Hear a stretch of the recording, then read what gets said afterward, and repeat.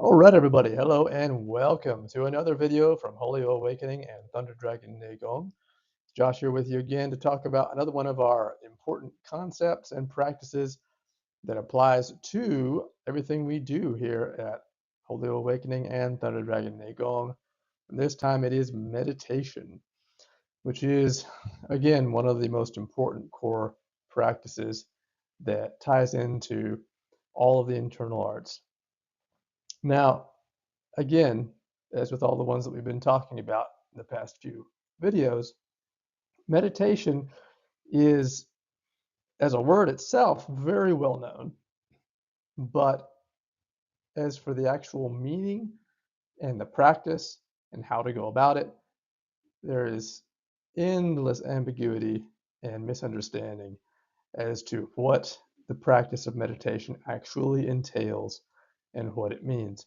So we're going to take a few minutes in this video just to go over some of the basics. As usual, this is a topic that is far too huge to ever address in its entirety in a single video. If you want to learn more, definitely check out the links below.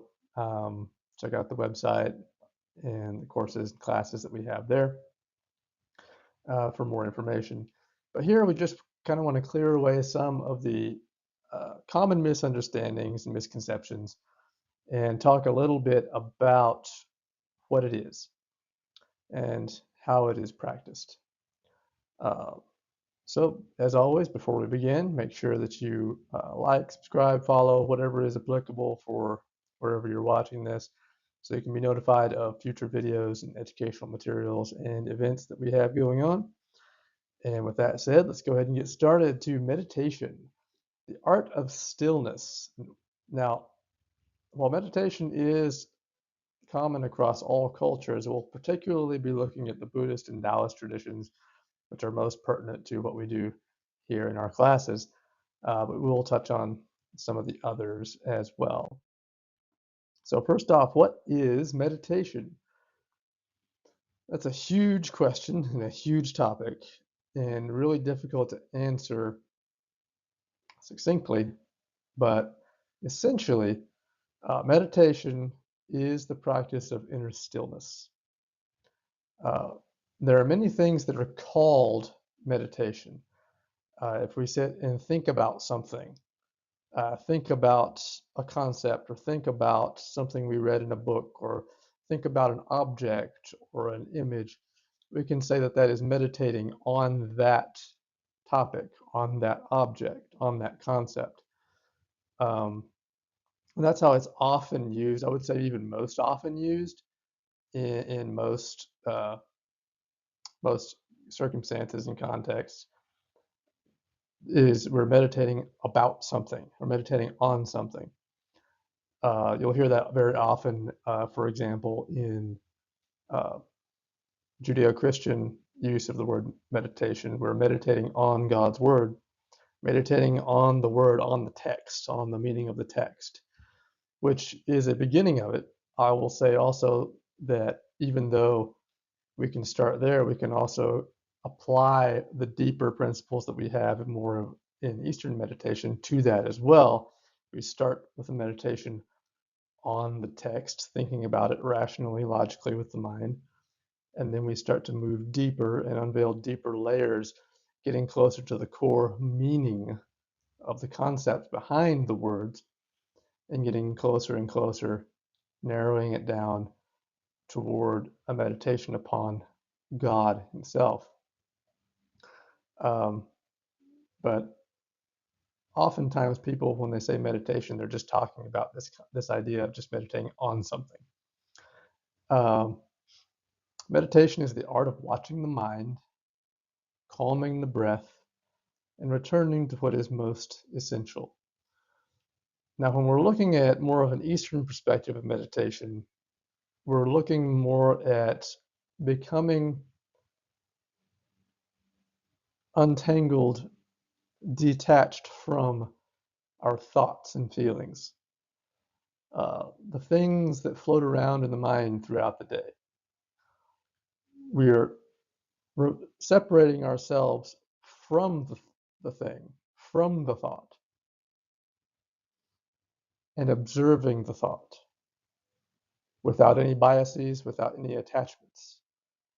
This is observation of mind and breath,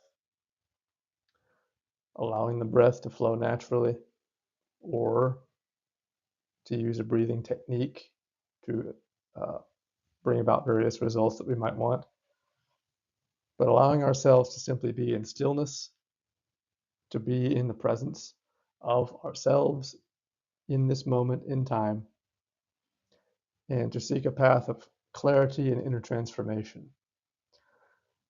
This is valuable in that so much of our lives, and it's getting worse and worse by the day, it seems, is just a cyclone of pure nonsense spinning around in our heads. There are all kinds of these external stimuli. We, in this modern age, are so overstimulated from so many different things in so many different directions constantly. And this has led to so many of the health problems that we have today, but also the mental problems that we are seeing such a rise in. People, and studies are coming out more and more frequently about how people have essentially lost the ability to be still, to think, to be focused on anything. Our attention span has depleted to almost non-existence. Our ability to think critically, our ability to be emotionally mature and to behave in a sensible manner is deteriorating by the day because we are unable to detach ourselves from all the thoughts resulting from this whirlwind of stimuli that we're constantly bombarded with. So the real crux of meditation, and why it is so important, so vital to all of our practice in this sense, is that we first have to be able to clear away all of the clutter that is filling our heads. If we can't clear away the nonsense and get back to who we truly are so that we can begin our cultivation practices, we're not going to get anywhere with the other techniques that we're trying to develop, with the other qualities or abilities we're trying to develop in qigong, neigong, martial arts, whatever it is. Even in just life itself, we're not going to be stable, sensible, functional people if we can't separate ourselves from this just knee-jerk reaction to all of the stimulus that's constantly affecting us. So meditation becomes a very valuable tool in being able to separate ourselves from our thoughts, to realize that we have thoughts, we have emotions, they are a part of us, but they are not who we are, and we needn't necessarily always act on them or act in accordance with them. We can sit back, we can observe them, and we can analyze, here's a thought, here's where it came from, there's where it's going, but we don't have to necessarily follow it. This is a uh, very important lesson we can learn from meditation. Meditation across cultures. As I said, meditation in some form appears in virtually every culture, just like most of the practices that we're talking about. Meditation appears across the world in temples, forests, monasteries, and just in everyday life, each culture expressing the same truth through different forms. We can look at the Hindu yogic traditions, have meditation practices. The Buddhists have mindfulness and insight practices. The Taoist perspective, which is more what we come from here at Thunder Dragon Neigong, focuses on internal stillness and energy cultivation, developing the dantian, developing the flow of qi in the body, jing, qi, and shen. But whatever the context, all cultures have some form of this. Now, the yogic tradition has what's called jhana, which is the seventh limb of the Eightfold Path of Yoga. And it is to prepare the mind for union with the absolute, which is samadhi, the eighth limb. The jhana practices often include mantras, breath work, and focused attention. There's lots of mantra work, which was focusing on a particular sound or syllable, or sometimes a chain of sounds and syllables, which helps the mind to dissolve and to become still ultimately, which leads to samadhi, which is union with the self, union with the divine. And the aim is for liberation, moksha, to be free from, like I was saying, to be free from excessive unhealthy attachment to nonsense, to things that are other than yourself, things that are trying to push and pull you and contort you in different directions.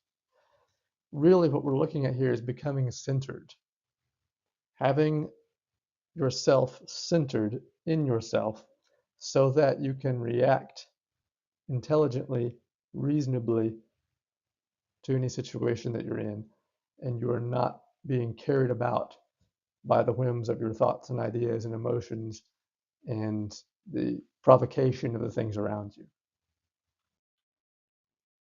Buddhist meditation, similarly, is focused on a central path of liberation from suffering, which, if you're familiar with Buddhism, that's one of the core things is freedom from suffering. What is suffering? Suffering is caused by attachment. Here again, this idea that our problems, the vast majority of our problems in life, this is very true, are the direct result of being attached to things that pull us away from being centered, from being grounded, attached to thoughts and feelings and emotions that pull us away from being rooted and grounded in as sensible, reasonable, mature people. This, in the Buddhist tradition, it teaches to observe impermanence, to let go of attachment. Such things as vipassana, insight, and samatha, calm, mindfulness, and loving kindness. There are many different paths in Buddhist meditation. The realization of no self and emptiness. Now, this is a big topic as well, this idea of emptiness, no self, the void, nothingness, no thing. A lot of people take it too far and get ridiculous with it. Really, what it is realizing that, as I said, the self, there's a difference between the self that has been constructed by society, by your interactions with others and your experiences in life, your thoughts and your feelings and all these things, and the true self that you are innately born with. And so when we say realization of no self and emptiness, we don't want to dissolve our self, our true self.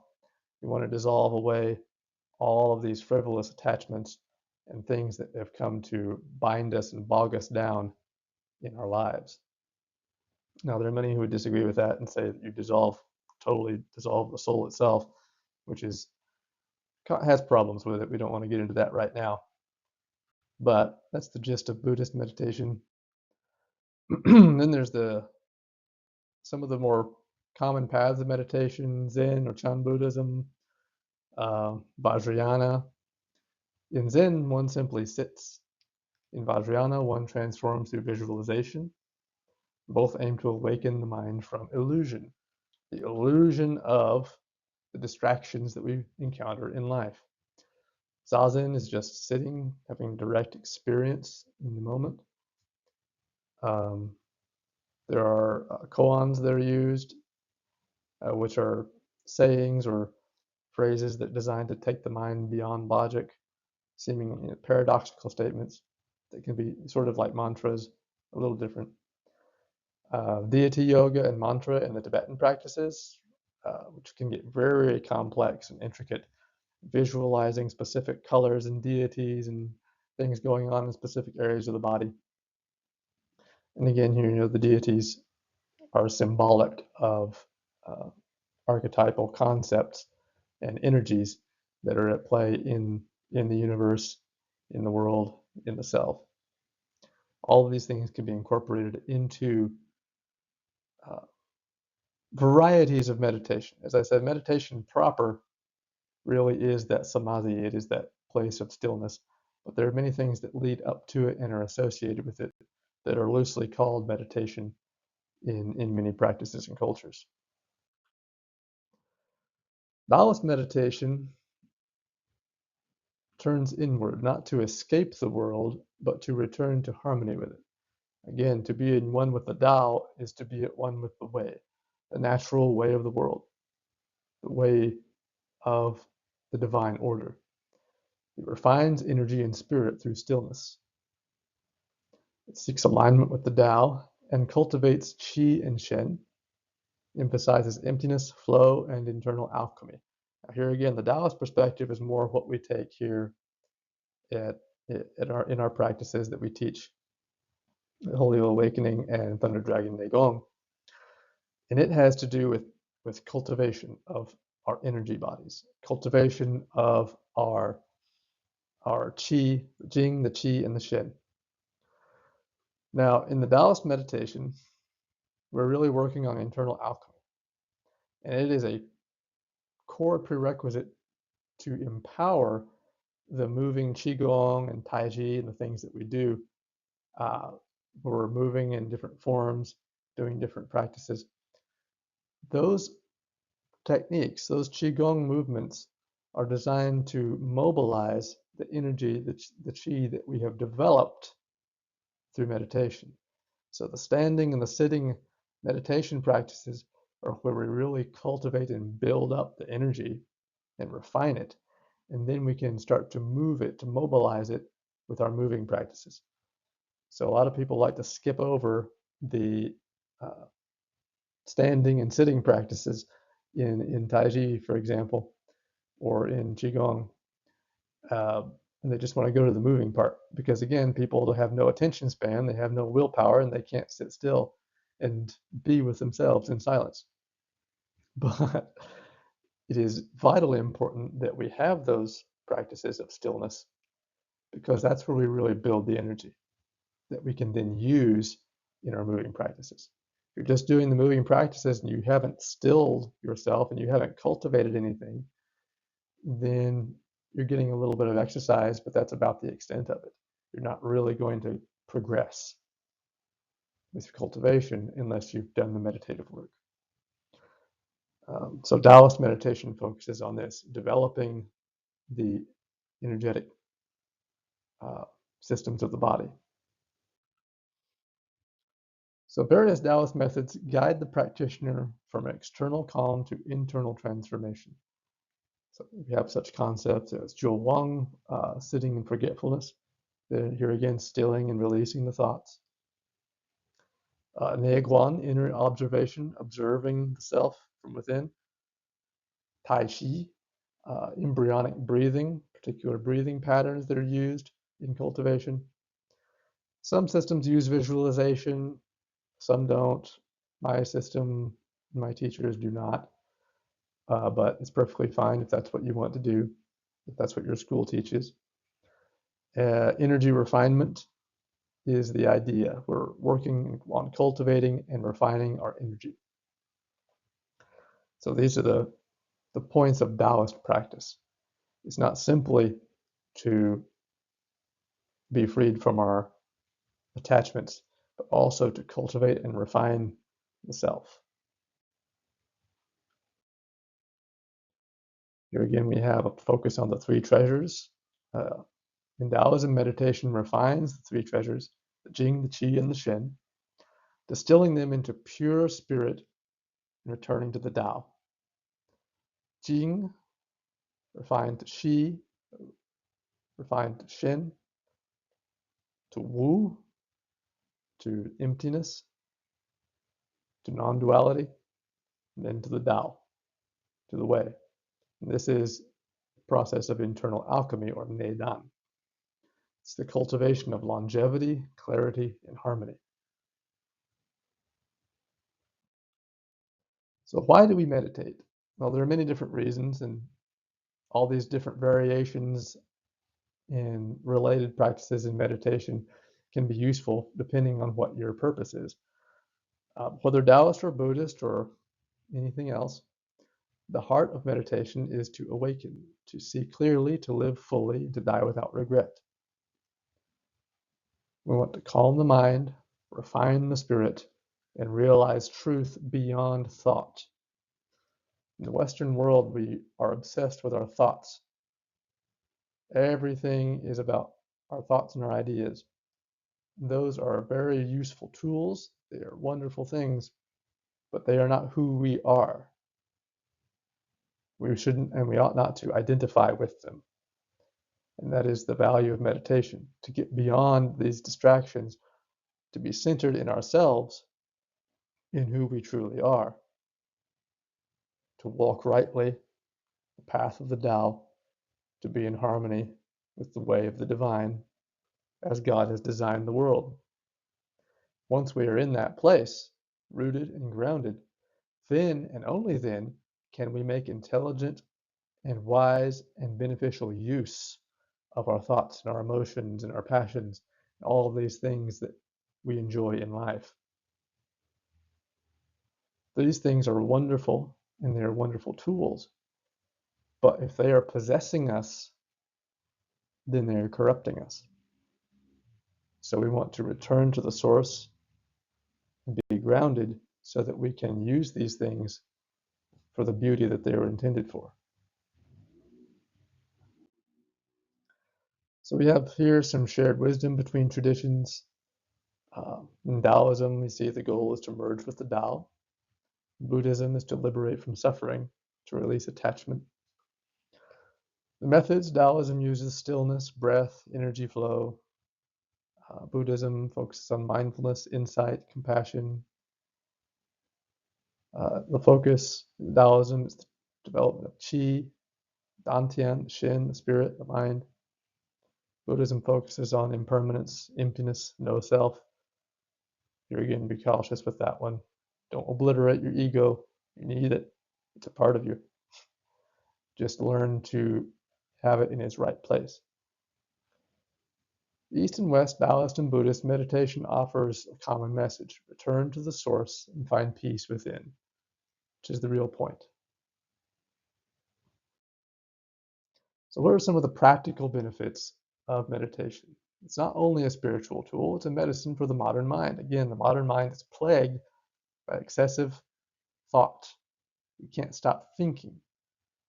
In my herbal practice, one of the most common problems that people have is they can't go to sleep because they can't stop thinking at night, or they're constipated because they're too tight and too tense. Their mind doesn't stop. People have got to reground themselves.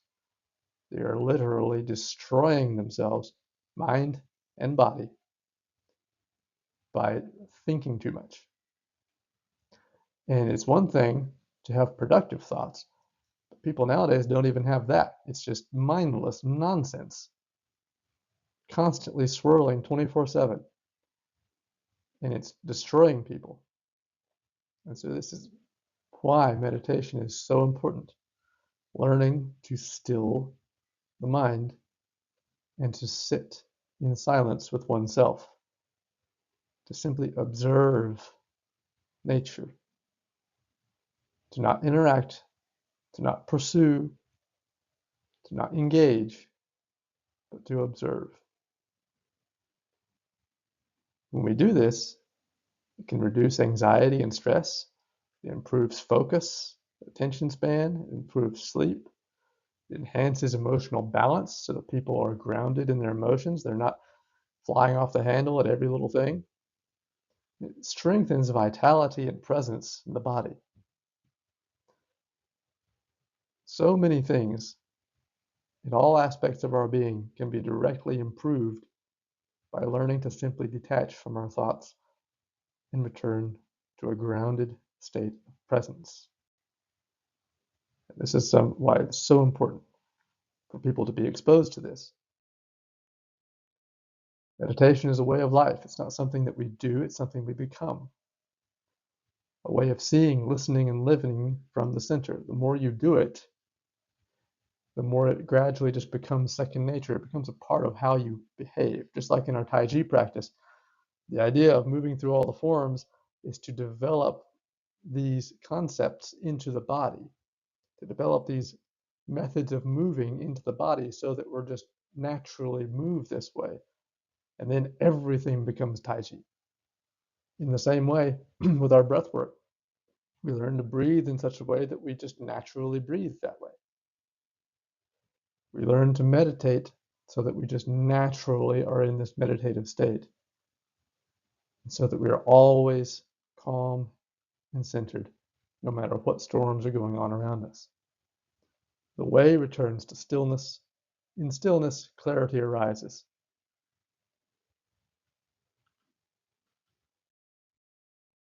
So in the end, meditation is a journey home, not to a place, but to presence.